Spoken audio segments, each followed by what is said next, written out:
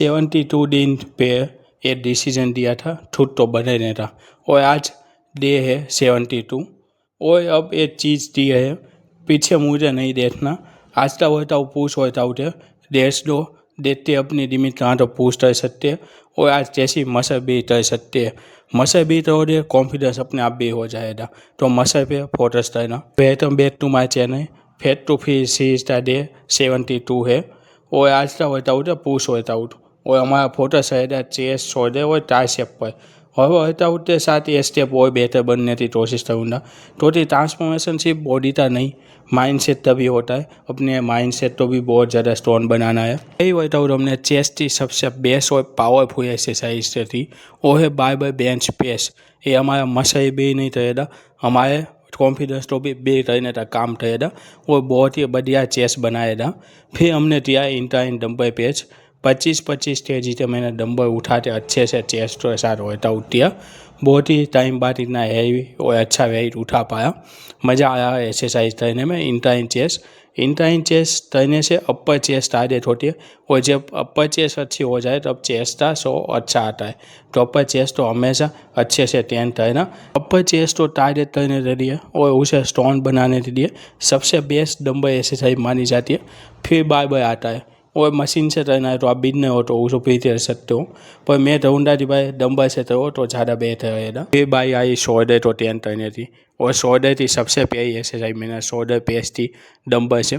Dumbbell और बार बे सबसे best exercise है शोल्डर प्रेस के लिए।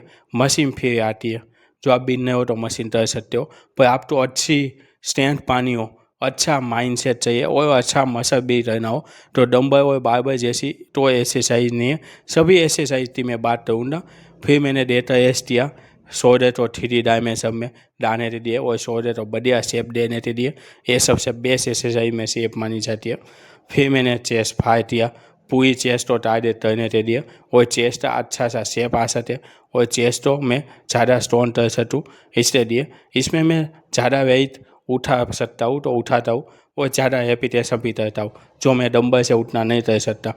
फिर बाई आई ट्राइसेप की। ट्राइसेप के लिए मैंने पहली एक्सरसाइज थी ट्राइसेप पुश डाउन। ये मैंने रोप में किया है।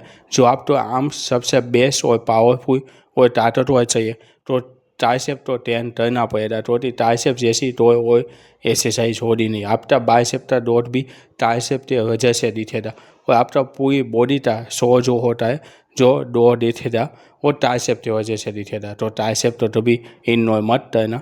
फिर मैंने ओवरहेड एक्सरसाइज थी ट्राइसेप की, मैंने 2 एक्सरसाइज इस बार परफॉर्म की हुई है। ओवरहेड एक्सरसाइज में मैंने टेबल में थी, आप चाहो तो डंबल से कर सकते हो, और ये मेरी ट्राइसेप की दास एक्सरसाइज थी। फिर मैंने दास में किया पुशअप फेयर तक, जितना हो सके उतना पुशअप किया, तो काउंटिंग नहीं, जब तक मसल हार ना मान जाए तब और पैर से ज़्यादा आप अच्छे से मैं पुशअप कर सकता हूँ। 15-20 आराम से हो जाता है 80 शेप में, वो भी आप तो वर्कआउट तो बहुत अच्छी बात है। वर्कआउट ख़त्म होने के बाद मैंने कार्डियो किया, और कार्डियो में आज मैंने इंक्लाइन वॉट के लिए 1.5 मिनट किया। इंक्लाइन वॉट आज मैंने 10 मिनट किया। 8 स्पीड 8 इंक्लाइन किया और 4 स्पीड पे मैं इंक्लाइन करता आया। सच बताऊँ तो जब मैंने वर्कआउट छोड़ दिया था मेरा कॉन्फिडेंस बेट चला गया था। आईने में अपने आप को देखने में भी शर्म आती थी, आईने में देख नहीं पाता था। और आप जब मैं अच्छी मसल भी कर चुका हूँ तो मेरा कॉन्फिडेंस बहुत हाई लेवल पे चला गया है, और वापस आईने में देखते अपने आप पे डर होता है, मज़ा आता है। तो दोस्तों आप तभी कॉन्फिडेंस चला गए हो तो जिम जाओ, अच्छी एक्सरसाइज दो, अच्छी डाइट दो, कॉन्फिडेंस अपने आप भी हो जाएगा। जिम सिर्फ मसल नहीं बढ़ाता, आपका कॉन्फिडेंस लेवल बढ़ाता है, आपका माइंड सेट बढ़िया रहता है, और आपको बेहतर इंसान बनाता है। तो जो सोचते थे भाई जिम में जाते सिर्फ वेट कम तो हो दे, वेट पे आओ दे, मसल भी तो हो दे, भाई ये नहीं है। स्टार्टिंग के पीरियड में ये होता है जब नो बनने आता है, पर एक टाइम के बाद जो डंबे सब बॉडी रहता है उनका माइंड सेट इतना का हो गया